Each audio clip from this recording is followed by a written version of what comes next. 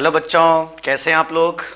मैं आपका अपना S K Jha sir, head of the department of physics of Kota classes online platform पर एक बार फिर से स्वागत करता हूं बच्चों। जैसे कि बच्चों हम लोगों ने कल डिस्कशन किया था खास करके रदरफोर्ड मॉडल के ऊपर में, मॉडर्न फिजिक्स में रदरफोर्ड मॉडल के ऊपर में अच्छे से डिस्कशन हुआ था। हम लोग इसी कड़ी में थोड़ा सा और आगे बढ़ें और आज का जो मेन टॉपिक होगा वो होगा नील्स बोर थ्योरी। लेकिन उससे पहले हम छोटा सा एक टॉपिक डिस्कस करेंगे, प्लैंक्स क्वांटम थ्योरी। तो आइए डिस्कस करते हैं प्लैंक्स क्वांटम थ्योरी। चलिए, तो हम लोग डिस्कस करने जा रहे हैं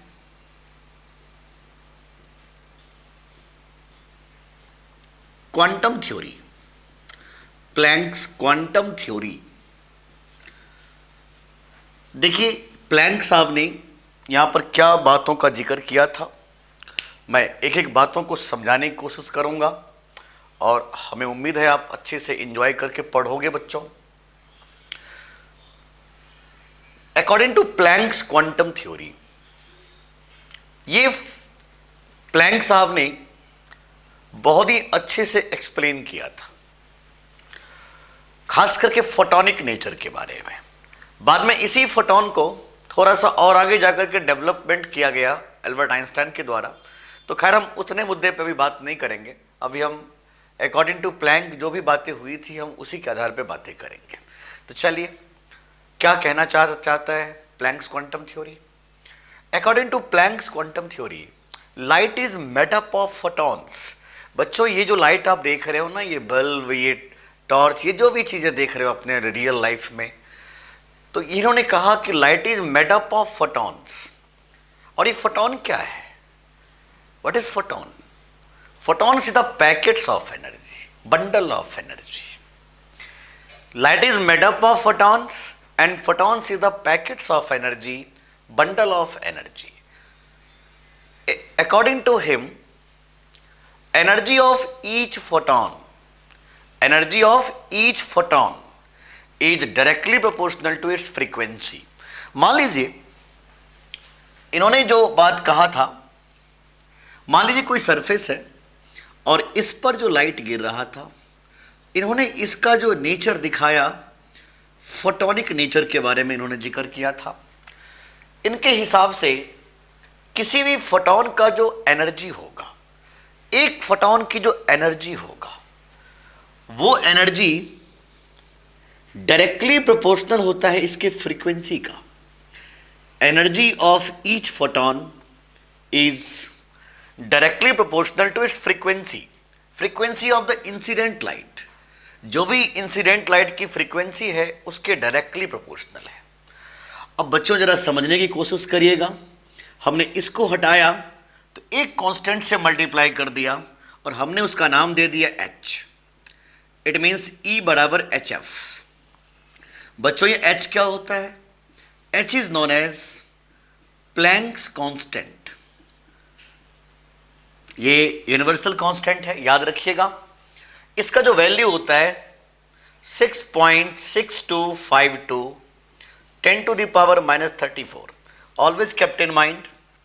तो इन्होंने जो बात हमें कहा कि एनर्जी ऑफ ईच फोटोन, किसी भी एक फोटोन की जो एनर्जी होगी वो इंसिडेंट फोटोन के फ्रीक्वेंसी के डायरेक्टली प्रोपोर्शनल होने वाले हैं। बच्चों, जैसे कि आप लोगों को पता है, वेलोसिटी बराबर फ्रीक्वेंसी गुना wavelength, velocity equal to frequency into wavelength. तो कोई भी फोटोन, जैसे कि आप जानते हो लाइट की वेलोसिटी से मूव करने हैं, तो मैं क्या वेलोसिटी के बदले में c बोलूँगा। इट मीन्स c बराबर f लैम्डा, c बराबर f लैम्डा। और मैं कह सकता हूँ कि f बराबर c बाई लैम्डा, f बराबर c बाई लैम्डा। जैसे कि प्लैंक्स क्वांटम थ्योरी कहता है कि एनर्जी ऑफ ईच फोटोन, किसी एक फोटोन की जो एनर्जी है वो है h Guna f। Means energy of each photon is hc by lambda, and this is nothing, this is energy of one photon। किसी भी एक फोटोन की बच्चों यही एनर्जी है। तो हमने क्या देखा, हमने दो रूप में देखा, आपको ये दोनों रूप्स याद रखना है। हमने पहला फॉर्मेट देखा एनर्जी बराबर एच एफ, और हमने दूसरा फॉर्मेट देखा इसका कि energy equal to h c by lambda. बच्चों याद रखिएगा, ये प्लैंक साहब के हिसाब से जो कॉन्सेप्ट आया था उसमें हमने कहा कि एनर्जी बराबर एच गुना एफ, और यहां क्या बोला मैंने, energy equal to h c by lambda. अब सबसे बड़ा प्रश्न उठता है कि फोटॉन क्या है। तो चलिए मैं फोटॉन के बारे में थोड़े से और आपको अच्छे से एक्सप्लेनेशन करवाऊंगा, थोड़े और डिटेल्स में बताऊंगा सारी बातें, ठीक है ना। ये दोनों बातें मुझे लगता है आपको क्लियर हो गया होगा। इससे पहले कि मैं थोड़ा सा और आगे बढ़ाऊं, थोड़ा इरेज कर देता हूं मैं, और एक चीज और समझने की कोशिश करिएगा आप लोग। बच्चों इन फ्यूचर यहां पर देखिए, energy of each photon is h c by lambda. ये जो एच है और ये जो सी है, ये क्या है, H is the plank constant and see the velocity of light. जैसे कि आप जानते हो एच का वैल्यू होता है 6.6252 इंटू 10⁻⁻34, और सी क्या होता है बच्चों, लाइट की वेलोसिटी मतलब 3 इंटू 10⁸ मीटर पर सेकेंड। तो एच और सी का वैल्यू ये है।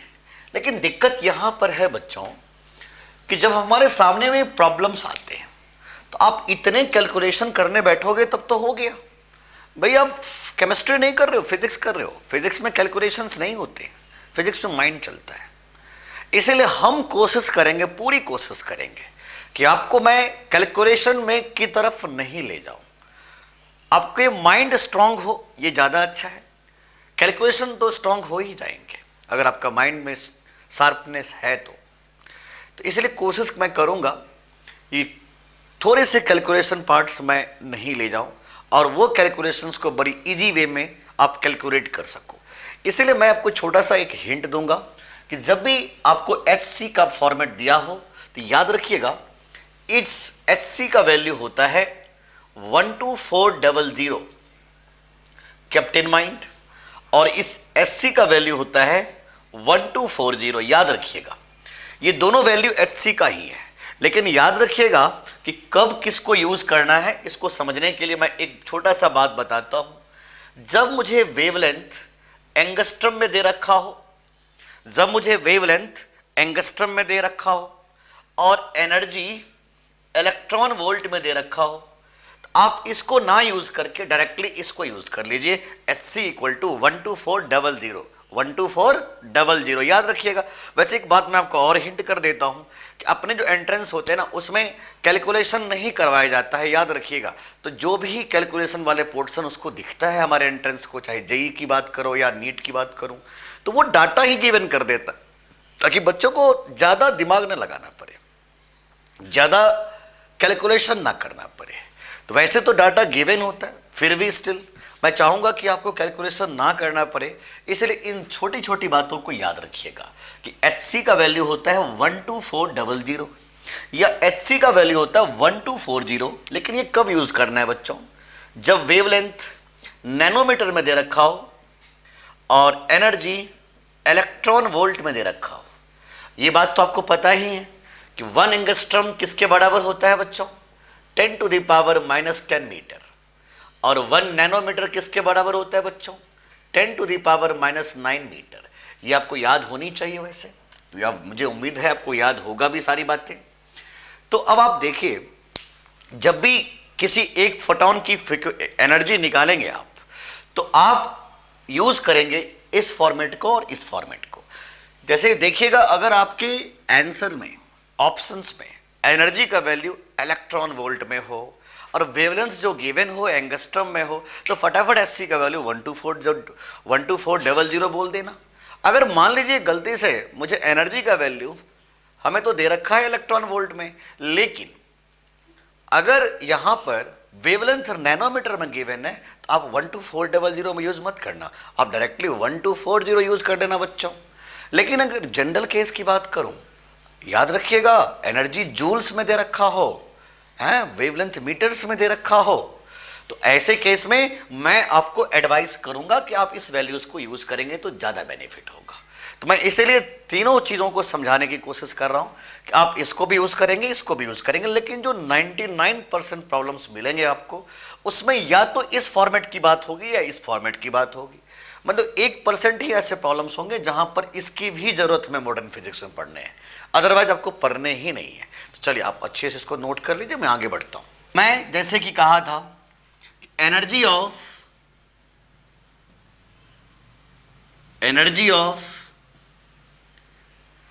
ईच फोटॉन, ये तो समझ में आ गया था मुझे, और इसका वैल्यू था hc/λ। तो अगर मैं आपसे ये पूछता हूं नंबर ऑफ फोटॉन्स, तो अगर मैं पूछता हूं ऐसे कि टोटल एनर्जी किसके बराबर लिखेंगे, तो कहोगे number of photons into energy of one photon. अगर मैं टोटल एनर्जी की बात करूं तो क्या जवाब दोगे कि एक फोटॉन की एनर्जी होती है c/λ, और मान लीजिए उसमें n फोटॉन्स हैं, तो मैं क्या लिखूंगा n गुना hc/λ। इस प्रकार से हमने एनर्जी को डिराइव किया यहां पर। तो अगर ऐसे फॉर्मेट्स मिलें तो आप ऐसे जरूर करें कि नंबर ऑफ फोटॉन्स बराबर energy, total energy divided by energy of one photon, एक फोटॉन की एनर्जी। और ये E क्या है, टोटल एनर्जी। ये E क्या है, total energy. Total energy divided by energy of one photon is equal to number of photons बच्चों। तो मैं यहां से जरूर कहूंगा कि n बराबर टोटल एनर्जी है E divided by energy of one photon hc/λ, and this is the number of photons. तो अगर फ्यूचर में ऐसे प्रॉब्लम्स आते हैं तो आप जरूर इसको यूज करोगे बच्चों। आप याद रखना कि अगर आपको छोटे छोटे पॉइंट्स आपको याद रहेगा तो आपको दिक्कत नहीं होने वाला है। तो चलिए आप अच्छे से इसको नोट करिए, मैं आगे बढ़ता हूं। तो चलें बच्चों, आपने नोट कर लिया है। अब मैं थोड़े से इस टॉपिक को और आगे बढ़ाने जा रहा हूं, और आज मैं डिस्कस करूंगा फोटोनिक नेचर के ऊपर में। तो आइए थोड़े से फोटोनिक नेचर के बारे में जानने की कोशिश करेंगे हम लोग। फोटोनिक नेचर, फोटोनिक थ्योरी लिख देता हूं, ज़्यादा अच्छा रहेगा। मैं फोटॉन्स की बात हल्का सा करूंगा क्योंकि आपको हल्का सा फोटॉन्स के बारे में नॉलेज होनी चाहिए। देखिए ध्यान से समझिएगा, आइंस्टाइन का जो इक्वेशन था, आइंस्टाइन का इक्वेशन था m बराबर m0 अपॉन अंडर रूट में 1 माइनस v²/c²। मैं आपको बहुत ही अच्छे से समझाने की कोशिश करूंगा। ये m को क्या बोलते थे, रिलेटिविस्टिक मास। ये m0 क्या होता था, इसको बोला गया था rest mass, and v stand for velocity, c stand for speed of light. तो ध्यान दीजिएगा, जो बात मैं करने जा रहा हूं थोड़े ध्यान दीजिएगा। आइंस्टाइन के हिसाब से जब भी कोई बॉडी मूव करता है तो उसके मास में भी परिवर्तन होते हैं।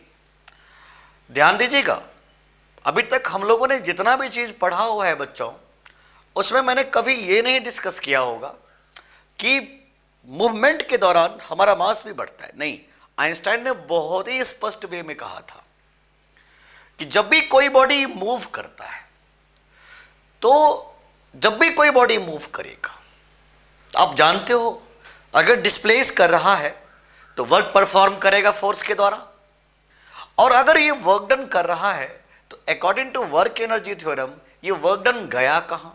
तो आपका जवाब होगा कि this work done is in the form of kinetic energy of the system. इसका मतलब काइनेटिक एनर्जी में बदलाव आया। तो यार काइनेटिक एनर्जी में जो बदलाव आया, तो आइंस्टाइन कहता है कि ये जो चेंज इन काइनेटिक एनर्जी है, this is in the form of mass and known as the relativistic mass. जब ये बॉडी स्टार्ट किया था मूव करना तो उसके वक्त उसका जो मास था उसका मैंने नाम दिया था रेस्ट मास, एम नॉट। लेकिन जब बॉडी मूव कर गया, थोड़ा सा मूव करते हुए आगे चला गया, तो उस दौरान जो इसका मास हो गया उसका नाम था रिलेटिविस्टिक मास। याद रखिएगा, कोई भी बॉडी अगर मूव करता है तो सिर्फ उसकी मोमेंटम ही नहीं बदलता, सिर्फ उसकी काइनेटिक एनर्जी ही नहीं बदलता, उसके मास में भी परिवर्तन होता है। लेकिन याद रखिएगा कि जो काइनेटिक एनर्जी स्टोर हो रहा है वही मास के रूप में स्टोर हो रहा है और वही चीज फिर से एनर्जी के रूप में डिसअपियर हो जाएंगे। क्या मेरी बात समझ में आ रहा है आपको? तो हमने क्या बोला कि m बराबर m naught upon 1 minus v square by c square. This is the relativistic mass and this is the rest mass. जैसे मैं यहां पर अगर आपसे थोड़े थोड़े बातों को जिक्र करवाऊं कि देखिएगा कि अगर मैं कहता हूं कि v के बढ़ने से अगर किसी भी बॉडी का मान लीजिए यही बॉडी एम नॉट था, ये मूव कर रहा था, तो अगर इसकी वेलोसिटी बढ़ती चली गई तो मैं क्या बोलूंगा कि v के बढ़ने से 1 minus v square by c square घटता चला जाएगा। सोचिएगा, खुद सोचिएगा, v के मान बढ़ने से, v के वैल्यू बढ़ने से ये टर्म घट जाएगा, क्योंकि ये जितना बढ़ेगा ये टर्म उतना घट जाएगा, और ये जितना कम होगा तो मैं क्या बोलूंगा कि इसकी जो रिलेटिविस्टिक मास है उतना बढ़ते चले जाएगा। और यहां से बड़ा स्पष्ट तरीके से हमें समझ में आ रहा है कि अगर कोई बॉडी मूव करने लगे तो उसके मास में लगातार इंक्रीमेंट होते चले जाएंगे। और वो इंक्रीमेंट किस आधार पे हुआ है? क्योंकि जो वर्क डन हो रहा है वो काइनेटिक एनर्जी के रूप में स्टोर हो रहा है, and this kinetic energy in the form of relativistic mass. क्या मेरी बात समझ में आ रहा है? अब यहीं पर जरा समझने की कोशिश करिएगा। अगर मैं कहता हूं कि एक बॉडी, कोई भी बॉडी लाइट की वेलोसिटी से मूव करने लगे, अगर कोई बॉडी की वेलोसिटी 3 इंटू 10⁸ मीटर पर सेकेंड हो जाए तो जरा सोचिएगा फिर क्या होगा। तो आपका जवाब क्या होगा कि इस केस में m बराबर m naught 1 minus c square by c square means m naught by 0 means mass tends to infinity. ये तो कमाल हो गया भाई। इसका मतलब तो यही हुआ कि अगर कोई बॉडी लाइट की वेलोसिटी से मूव करेगा तो उसका मास इन्फिनिटी हो जाएगा, अनंत हो जाएगा। मेरे बच्चे, आइंस्टाइन साहब इसी के ऊपर मैं कुछ रिसर्च करना चाह रहा था, टाइम वेरिएबल फंक्शंस के रूप में टाइम मशीन के बारे में सोचना चाह रहे थे, लेकिन समय के साथ नहीं संभव हो पाया। भविष्य में कभी होगा कि नहीं होगा ये तो कहना बहुत मुश्किल है। ये सारे इसी के कॉन्सेप्ट से रिलेटेड थे, जो आप हायर क्लास में जाओगे तो और आप अच्छे से पढ़ोगे इन चीज़ों को। तो खैर मैं इसने बात पे जाना नहीं चाहता हूँ। मेरा पॉइंट है फोटोनिक थ्योरी। तो ये बात तो समझ में आ रहा है। अब आइंस्टाइन क्या कहता है जरा समझने की कोशिश करिए। आइंस्टाइन क्या कहते हैं? आइंस्टाइन कहते हैं, मैं इसको इरेज कर रहा हूँ, आइंस्टाइन के हिसाब से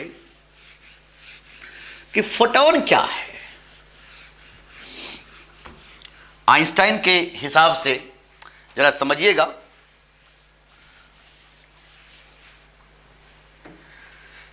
देखिएगा, मैं पॉइंट्स बाय पॉइंट्स समझाने की कोशिश करूंगा। पहला पॉइंट, फोटॉन्स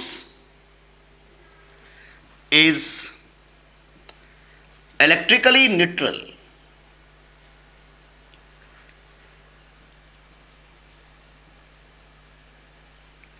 Second point,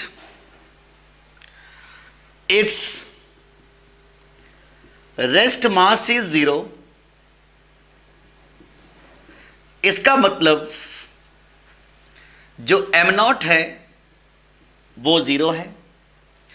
और तीसरा point, it is moving with velocity of light, कि भाई फोटोन क्या है और तो अब आप जरा समझने की कोशिश करिएगा।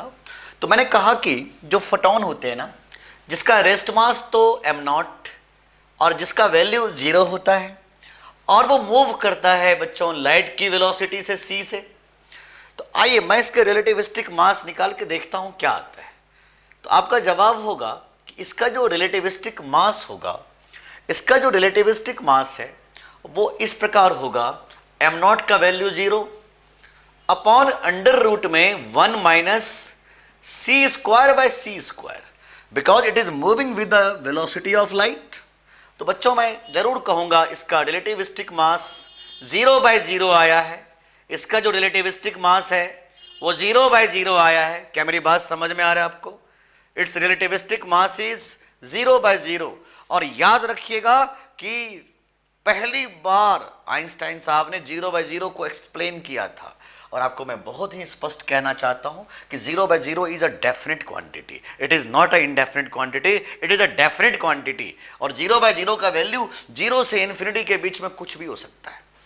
इसका मतलब फोटोन के पास तो मास है, मानिए इस बात को। फोटोन के पास, आप ये कहना गलत होगा कि इसके पास मास नहीं होता। फोटोन के पास पता है कौन सा मास होगा? इसके पास जो मास होगा वो उसका नाम होगा रिलेटिविस्टिक मास। और जनरली फोटोन कभी रेस्ट मोड पे एग्जिस्ट नहीं करते। फोटोन कभी भी रेस्ट मोड पर बच्चों एग्जिस्ट नहीं करते। फोटॉन्स क्या है? फोटॉन्स कोई पार्टिकल नहीं है, it is the packets of energy. Photons are electrically neutral, it is not deflected by with electric and magnetic field. ना तो इलेक्ट्रिक फील्ड या मैग्नेटिक फील्ड इस फोटॉन को डिफ्लेक्ट कर सकता है। कुछ सुटेबल कंडीशंस में यह डिफ्रैक्शन को भी शो करता है, लेकिन याद रखिए कुछ सुटेबल कंडीशन में, जब आप ब्रैग इक्वेशन वगैरह पढ़ेंगे तो कुछ सुटेबल कंडीशंस में ये, समझ रहे बात, कुछ सुटेबल कंडीशंस में, हर जगह नहीं, ये डिफ्रैक्शन कभी कभी शो करता है। और बातें करता हूं, एक मीडियम से दूसरे मीडियम में जाने पर फोटॉन की फ्रीक्वेंसी में कोई परिवर्तन नहीं आता। तो अब बात ये उठता है बच्चों कि अगर इस फोटॉन के पास मास है, रिलेटिविस्टिक मास है, तो मैं जानना तो जरूर चाहूंगा ना कि उस फोटॉन के पास मास क्या था। तो मैं एक्चुअल मास तो नहीं बोल सकता, इसलिए मैं इसको आज इक्विवेलेंट मास का नाम दूंगा। तो आइए जरा इसको भी एनालाइज करने की हम लोग कोशिश करते हैं। तो जरा समझिए, जैसे कि आप जानते हो बच्चों कि आइंस्टाइन के 2 इक्वेशंस थे। पहला इक्वेशन तो दुनिया जानता है, वही बात जो आपको पता होगा कि आइंस्टाइन ने कहा था एनर्जी बराबर mc²। मान लीजिए ये पहला इक्वेशन मेरा है और आइंस्टाइन के हिसाब से एनर्जी बराबर mc² एक relativistic mass, this is a mass energy equivalence. और प्लैंक का जो क्वांटम थ्योरी था कि एनर्जी बराबर hf या hc/λ, मैं इन दोनों को मिक्स कर देता हूं ताकि हमें मास पता लग जाए फोटॉन का, क्योंकि इन्होंने भी फोटॉन का नाम लिया था, उन्होंने भी फोटॉन का नाम लिया है। अब मैं दोनों को थोड़े से मिक्स कर देता हूं फोटॉन के मास निकालने के लिए। तो चलिए जरा सोचिएगा ध्यान से कि mc² is equal to hc/λ। मैं c से c को ओमिट कर दिया है। तो जरा बताइए मास ऑफ फोटॉन क्या आया? तो मास ऑफ फोटॉन आया h/c²। इसका मतलब ये जो मास ऑफ फोटॉन आपने निकाला है, मास ऑफ फोटॉन निकाला है h/c²। तो मैं इसका एक स्पेशल नाम देता हूं equivalent mass. Equivalent mass of photon, एक फोटॉन का यही इक्विवेलेंट मास है। तो देखिए कभी भी ये नहीं बोलना है आपको कि फोटॉन के पास मास नहीं है। फोटॉन का रेस्ट मास जरूर 0 होता है, मैं मानता हूं, बट ये तो चूंकि मूव कर रहा है और लाइट की वेलोसिटी से मूव कर रहा है। और आइंस्टाइन के हिसाब से जब कोई बॉडी मूव करेगा तो इसके पास तो मास में भी परिवर्तन होगा, और फोटॉन कभी भी रेस्ट मोड पर एग्जिस्ट करते ही नहीं है। तो इसका मतलब इसके पास तो मास है, और उस मास का नाम आज हम लोगों ने नाम दे दिया इक्विवेलेंट मास। और कितना इक्विवेलेंट मास का वैल्यू आया? h/c²। अब जरा एक चीज और समझने की कोशिश करिएगा। अगर मैं कहता हूं कि इसके पास मास है और ये फोटॉन जिसका मास अब m हो गया और वो लाइट की वेलोसिटी से मूव करेगा, तो क्या इसके पास मोमेंटम भी होने वाला है? बिल्कुल, मोमेंटम ऑफ फोटॉन। अगर मैं आपसे बात करता हूं कि फोटॉन की मोमेंटम क्या होगी, तो आपका जवाब होगा, मोमेंटम को डिफाइन किया गया था मास गुना वेलोसिटी। मोमेंटम को डिफाइन किया गया है मास गुना वेलोसिटी। तो चलिए, मैं वेलोसिटी के बदले में सी पुट कर देगा, तो क्या जवाब दोगे आप? मोमेंटम बराबर मास कितना निकाले थे, h ओवर सी लैम्डा गुना सी, सी से सी कैंसिल, और मैंने कह दिया कि momentum of photon is h by lambda. This is the momentum of photon, kept in mind, this is the momentum of one photon.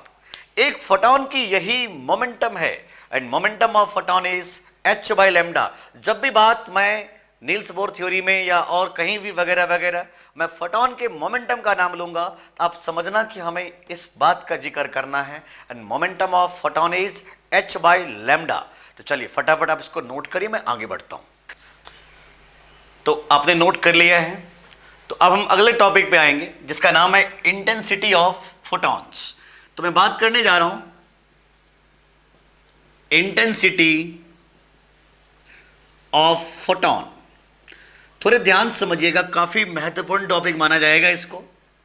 हम कुछ क्वेश्चंस भी करेंगे थोड़े से देर के बाद, पहले एक बार अच्छे से एनालाइज कर लें इसको। तो मैंने कहा कि it is defined as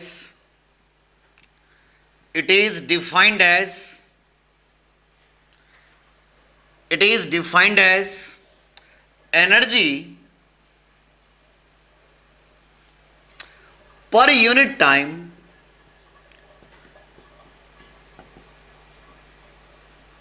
per unit area in the direction of perpendicular to their propagation। बहुत ही आसान से मैं समझाने की कोशिश किया इंटेंसिटी ऑफ फोटॉन को। मैंने आपसे क्या बोला? Intensity of photon is nothing, this is energy per unit time per unit area। याद रखिएगा, energy per unit time per unit area in the direction of perpendicular to their propagation, and it is nothing, it is known as intensity of photons। this is intensity of photon। मैं बात करूंगा अभी photon flux के बारे में, कई सारे matter पे बात हम लोग करेंगे अभी थोड़ी देर के बाद। लेकिन आप जरा समझिए कि मैंने इंटेंसिटी वर्ड जो यूज किया था, मैं इसको कैसे डिफाइन किया? Energy per unit time per unit area. और आप जानते हो कि एनर्जी जो पर यूनिट टाइम है, एनर्जी पर यूनिट टाइम को आप अच्छे से जानते हो कि एनर्जी पर यूनिट टाइम को मैं पावर के नाम से जानता हूं। एनर्जी पर यूनिट टाइम को पावर के नाम से जाना जाएगा। तो क्या मैं कह सकता हूं कि इंटेंसिटी को मैं ऐसे भी डिफाइन कर दिया कि इंटेंसिटी बराबर पावर बाय एरिया। तो कभी भी हमें अगर इसकी जरूरत पड़े तो आप डायरेक्टली इसका इस्तेमाल करिएगा जब क्वेश्चंस करेंगे। और ये छोटी छोटी बातें अगर हमें बहुत अच्छे से क्लियर रहेगा तो क्वेश्चंस बहुत ही आसानी से समझ में भी आते रहेंगे और क्वेश्चन कभी अटकेंगे नहीं। और बच्चों, मैं कभी नहीं चाहता हूं कि आपसे कहीं भी कोई भी प्रॉब्लम आपसे अटक जाए, इसलिए मैं हर एक छोटी बातों को क्लियर कर रहा हूं ताकि आपको कभी भी दिक्कत नहीं हो। तो मैंने क्या बोला कि एनर्जी पर यूनिट टाइम को मैंने नाम दिया पावर। तो मैं क्या इंटेंसिटी को लिख दूंगा power by area, power by area. अब जैसे कि आप जानते हो नंबर ऑफ फोटॉन्स मैं निकालने जा रहा हूं। नंबर ऑफ फोटॉन्स n मैं निकालूंगा।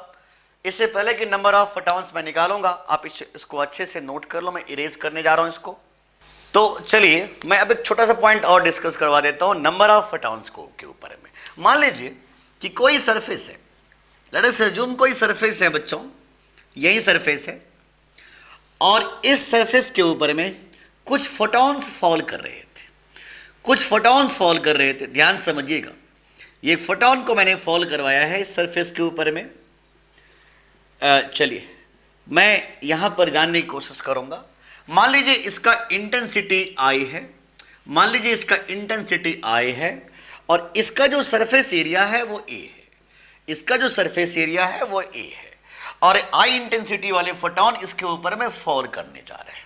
तो मैं अब आपको पूछूंगा कि नंबर ऑफ फोटॉन्स इंसिडेंट, कितने फोटॉन्स इंसिडेंट हो रहे हैं। नंबर ऑफ फोटॉन्स इंसिडेंट, कितने फोटॉन्स इंसिडेंट हुए हैं। तो आइए जरा एक एक पॉइंट्स को समझने की कोशिश करें। जैसे कि आप जानते हो कि नंबर ऑफ फोटॉन्स को मैंने ऐसे लिखा था, energy per unit time. Number of photons को आपने कैसे लिखा था, total energy divided by energy of one photon.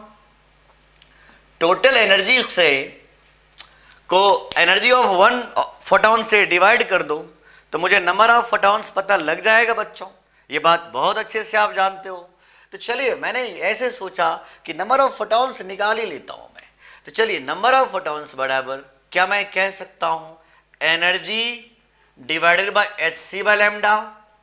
जैसे कि बच्चों आप जानते हो यहां पर एक छोटा सा बात कर लेगा कि नंबर ऑफ इंसिडेंट पर यूनिट टाइम या पर सेकेंड, ये वर्ड यूज कर रहा हूं मैं, देखिएगा ध्यान से। Number of photons incident per second means हमें बात करवाया जा रहा है n upon time, n upon time. तो अगर मैं ऐसे पूछ लेता हूं number of photons incident per second, मतलब n/t पूछ रहा था आपसे, तो क्या मैं इसको ऐसे लिखूंगा, energy by time divided by H by lambda. बोलिए बच्चों, energy by time divided by H by lambda. तो अगर मैं कहता हूं number of photons incident per second, तो मैं इसको ऐसे जरूर कहूंगा कि एनर्जी बाय टाइम, याद करिएगा इंटेंसिटी को मैंने डिफाइन किया है energy by time by area.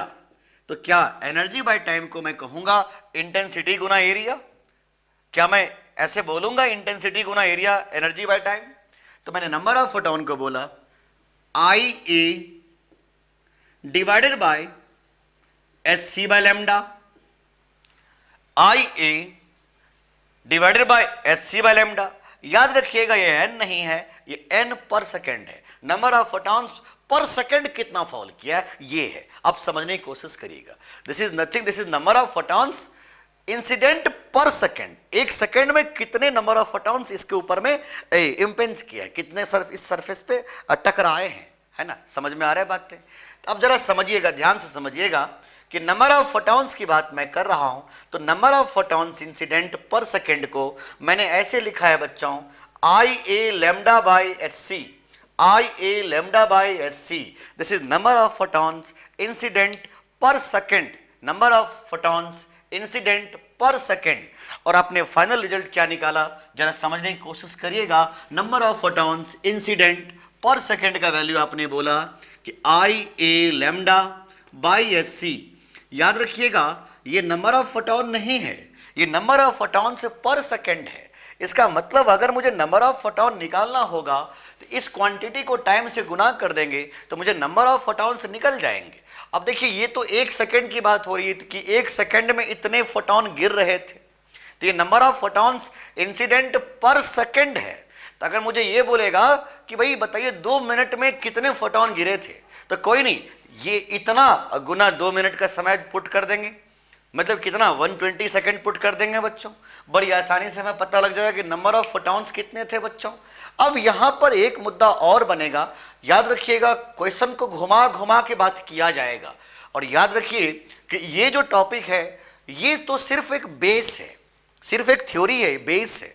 इसी पर आपका ये पूरे चैप्टर का बिल्डिंग खड़ा होने वाला है। इसलिए मैं इसमें छोटी छोटी बातों को भी, कितनी भी छोटी से छोटी बातें हैं उसको पकड़ पकड़ के अच्छे से करवा रहा हूं ताकि आपको कहीं से दिक्कत नहीं होने वाला हो। आप समझ रहे हो बातें। तो जैसे देखो यहां पर एक बात और समझ में मेरे को आया, आप भी समझिए। आप जानते हो कि energy per unit time, energy per unit time per unit area को मैंने लिखा था इंटेंसिटी। तो क्या बच्चों energy per unit time power होता है? तो क्या मैं पावर को बोलूंगा I A is the power. Power को कैसे डिफाइन किया मैंने? इंटेंसिटी गुना area is equal to power. Intensity गुना एरिया इक्वल टू पावर। तो क्या मैं number of photons incident per second को मैं बोल सकता हूं कि P lambda by S C, P lambda by S C. तो याद रखिएगा ये छोटी छोटी बातें जो आपके सामने में सारे मैंने फॉर्मूला वाइज डिराइव कर करके निकाला है। अगर आप इसको अच्छे से एंजॉय करके करोगे तो जिंदगी में कभी भी फोटॉन के ऊपर में क्वेश्चन नहीं अटकेंगे, कभी भी नहीं अटकेंगे। आप जल्दी से इसको नोट करो, मैं आगे बढ़ता हूं। तो चलिए बच्चों, हम थोड़ा सा टॉपिक को और आगे बढ़ाएं और हम लोग डिस्कस करने जा रहे हैं radiation pressure, radiation pressure and force, radiation pressure and force, radiation pressure and force. बहुत ही अच्छा टॉपिक है, इसको बहुत ही अच्छे से समझने की कोशिश करिएगा। तो चलिए यहां पर आप देखिए कि मान लीजिए कोई सरफेस है, कोई सरफेस है बच्चों, इस सरफेस पर मैंने कुछ फोटॉन को फॉल करवाया था बच्चों। इस सरफेस पे कुछ फोटॉन फॉल किया है। क्लियर बच्चों? अब देखिएगा ये जो सरफेस है ना, इसके पास तीन बेसिक नेचर है, एब्जॉर्व करने का, रिफ्लेक्ट करने का, ट्रांसमिट करने का। हर सरफेस जो दुनिया में होते हैं ना, उसके पास तीन बेसिक नेचर है, एब्जॉर्प्शन, रिफ्लेक्टेंस एंड ट्रांसमिटेंस। तो मैं दो बातें का जिक्र कर रहा हूं, absorptance and reflectance. Means A stand for absorptance, absorptance, and R stand for reflectance. मैं ट्रांसमिटेंस का नाम नहीं ले रहा हूं, ध्यान देना यहां पर। तो ये सरफेस हो सकता है कि कुछ फोटॉन्स को रिफ्लेक्ट करे, हो सकता है कुछ फोटॉन को ट्रांसमिट कर दे। तो मैं ट्रांसमिट का नाम नहीं लिया है। तो मैंने कहा या तो एब्जॉर्व करेगा या रिफ्लेक्ट करेगा, कैसे होगा नहीं होगा, ये सारा खेल इस सरफेस का है। मान लीजिए इस सरफेस के ऊपर में आई इंटेंसिटी वाले फोटॉन फॉल कर रहे थे, इस सरफेस पर आई इंटेंसिटी वाले फोटॉन फॉल कर रहे थे और इसका एरिया है ए, इसका एरिया ऑफ क्रॉस सेक्शन है ए। ध्यान दीजिएगा, इसका एरिया ऑफ क्रॉस सेक्शन है ए। तो मैं पूछता हूं आपसे कि ये बताइएगा नंबर ऑफ फोटॉन्स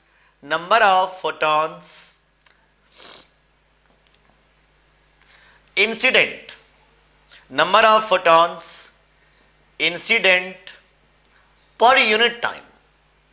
मैंने अभी अभी आपको समझाया हुआ था, याद करिएगा, आई ए लैम्डा बाई एच सी। ये आप बहुत अच्छे से जानते हो, थोड़ी देर पहले ही डिस्कशन हुआ था। आई लैम्डा बाई एच सी मतलब इतने नंबर ऑफ फोटॉन्स इंसिडेंट हुए हैं पर सेकेंड, इतना। अब यहां पर आपको समझना है कि इस सरफेस के दो नेचर हैं, इस सरफेस के दो नेचर हैं बच्चों, दो नहीं, चलो तीन नेचर कर देता हूं। मान लीजिए इस सरफेस ने पूरे के पूरे फोटॉन को एब्जॉर्व कर लिया है। तो मैं पहला केस लेता हूं, case number one. Case number one, अगर एब्जॉर्प्टेंस जो है वो 1 है और रिफ्लेक्टेंस 0 है, मतलब जो भी इसके ऊपर में फोटॉन्स आएंगे उस फोटॉन को सिर्फ ये एब्जॉर्ब ही कर लिया, रिफ्लेक्ट होने ही नहीं दिया। जो फोटॉन इसके ऊपर में आ रहे थे उस फोटॉन को इसने सिर्फ एब्जॉर्ब किया है, रिफ्लेक्ट नहीं होने दिया बच्चों। तो आइए हम इस पर थोड़ा सा जिक्र करना चाह रहे हैं। तो मैं अगर बोलता हूं कि मान लीजिए एक फोटॉन इसके ऊपर में फॉल कर रहा है, इस सरफेस पे फॉल कर रहा है, तो क्या मैं लिख सकता हूं कि इसका जो इनिशियल मोमेंटम होगा, इसका जो इनिशियल मोमेंटम ऑफ 1 फोटॉन होगा, एक फोटॉन का इनिशियल मोमेंटम क्या होगा। मैंने कुछ ही देर पहले आपको डिस्कस किया था, थोड़ी देर पहले डिस्कशन हुआ था, याद करिएगा कि momentum of photon is h by lambda. Momentum of photon is h by lambda. इसका मतलब initial momentum of photon is h by lambda, और उसका डायरेक्शन कौन सा है, डाउनवर्ड। मतलब ऐसे गिरा है, ऐसे, और जो फोटॉन गिरा था उस सारे के सारे फोटॉन को इस सरफेस ने एब्जॉर्ब कर लिया है। ये परफेक्टली ब्लैक बॉडी है, मान के चलिएगा, सारे के सारे फोटॉन्स को इसने एब्जॉर्ब कर लिया है। तो अगर मैं कहता हूं कि सारे के सारे फोटॉन्स को एब्जॉर्ब कर लिया है, तो मैं इस प्रकार बोलूंगा कि final momentum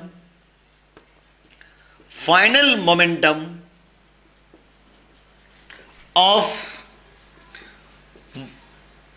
1 photon, final momentum of 1 photon is 0, because initial momentum तो h बाय लैम्डा था, इस दिशा में था, और जब ये ऐसे गिरा था तो इस सरफेस ने क्या किया है, इस फोटॉन को एब्जॉर्ब कर लिया है, उसको जाने नहीं दिया। और फोटॉन क्या है, पैकेट्स ऑफ एनर्जी है, बंडल ऑफ एनर्जी।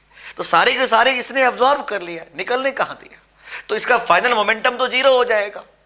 तो अगर बच्चों मैं आपसे ये पूछता हूं कि ये बताइए कि चेंज इन मोमेंटम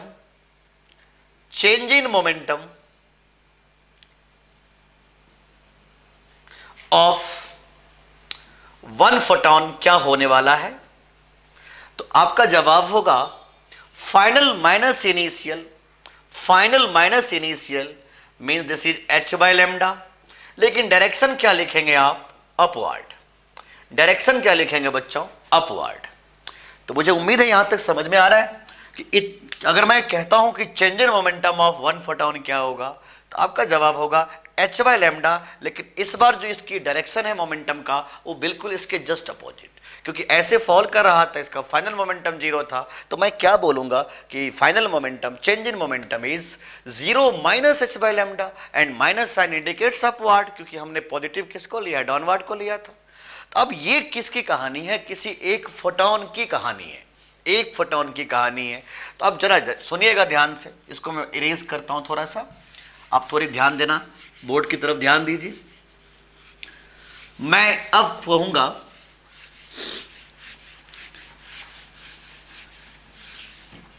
कि नंबर ऑफ फोटॉन्स, मैं कहता हूं कि total number of photons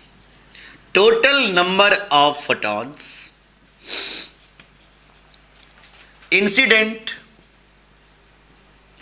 total number of photons incident पर unit time, incident per second, जिसको मैं n से लिखा था, n बाई टी यही था, ये क्या था, IA lambda by SC।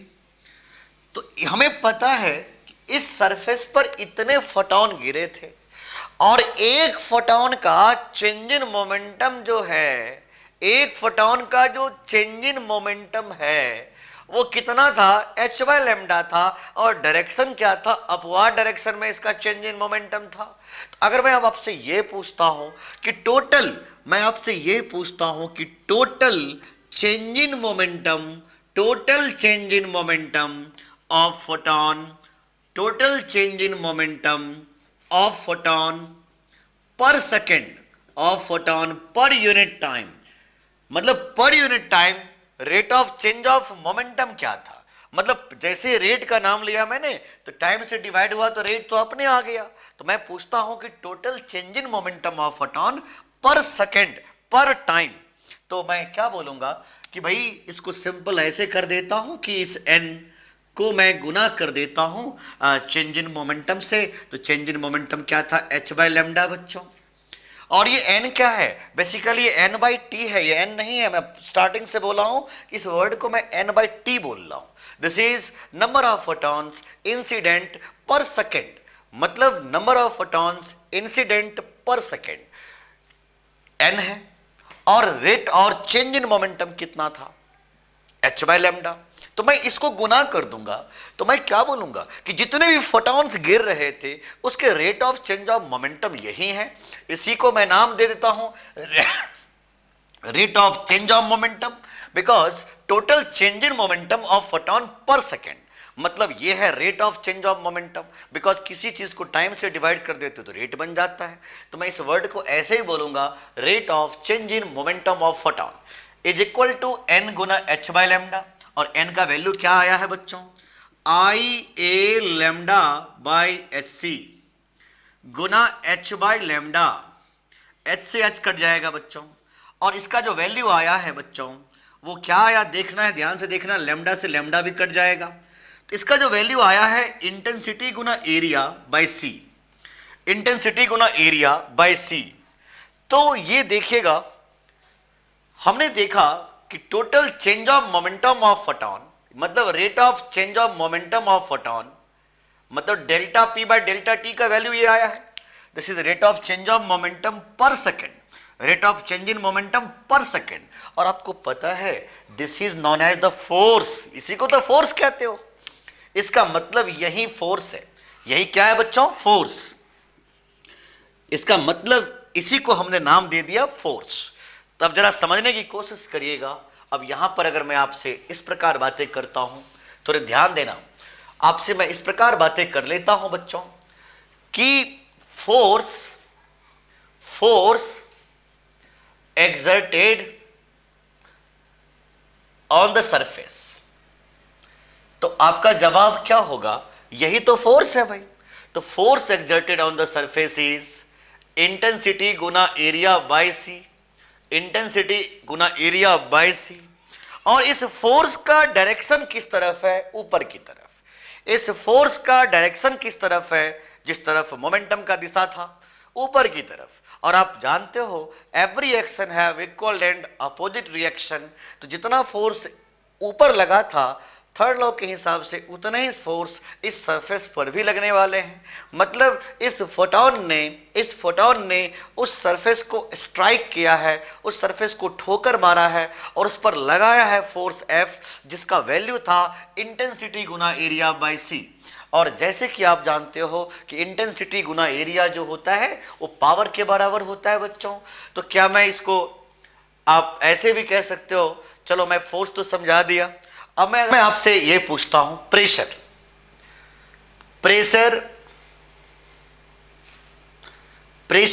Exerted on the surface, कि इस सरफेस पे कितना प्रेशर लगा था। तो प्रेशर का जवाब होगा फोर्स पर यूनिट एरिया। कितना फोर्स आपने निकाला था बच्चों, इंटेंसिटी गुना area by c upon area, area cut जाएगा। मतलब pressure exerted is I by c, this is the pressure exerted on the surface. तो हमने दो फॉर्मूला अभी डिराइव किया।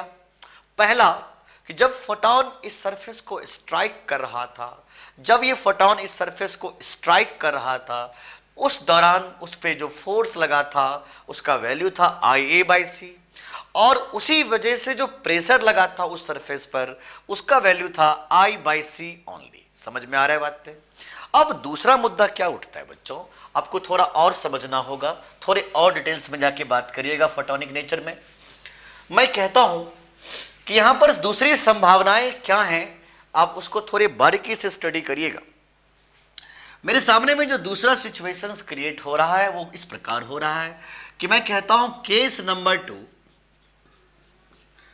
कि अगर एब्जॉर्प्टेंस तो 0 हो और रिफ्लेक्टेंस 1 हो जाए, मतलब जो भी सरफेस पे फोटॉन आ रहे थे, मान लीजिए यही सरफेस था और इस सरफेस पर जो फोटॉन आ रहे थे, अब इसने क्या किया, जितने भी फोटॉन्स इसके ऊपर में गिरे थे इसने फोटॉन को रखा नहीं, सारे के सारे फोटॉन को इसने रिफ्लेक्ट कर दिया। मतलब it is a perfectly reflector. तो इस केस में आप क्या बोलोगे, जरा समझना ध्यान से। मैं अगर आपसे पूछता हूं कि initial momentum of one photon, initial momentum of one photon, एक फोटॉन का इनिशियल मोमेंटम क्या होगा, तो आपका जवाब होगा h बाय लैम्डा और उसका डायरेक्शन क्या होगा, डाउनवर्ड। एक मोमेंटम का, एक फोटोन का जो मोमेंटम है वो है h बाय लैम्डा और डायरेक्शन क्या है, downward.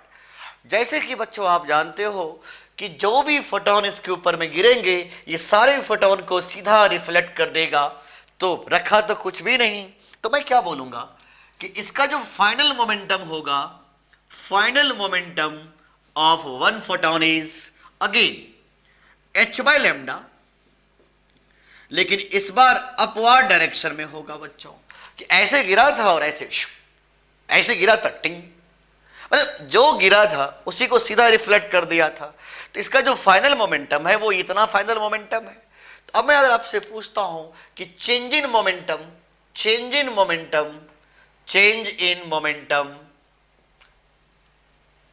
Of photon, change in momentum of photon, of one photon, तो इस बार आपका जिक्र करोगे कि final minus initial, this is 2h by lambda. Now क्यों ऐसा क्यों लिखा मैंने, जरा इस वर्ड को समझने की कोशिश करिएगा।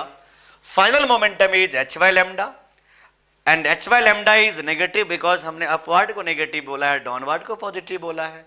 तो माइनस में h by lambda minus of plus h by lambda and it is minus में 2h बाय लैम्डा। इसका मतलब जो change in momentum of one photon है वो 2h बाय लैम्डा है, लेकिन डायरेक्शन किस तरफ है, अपवर्ड।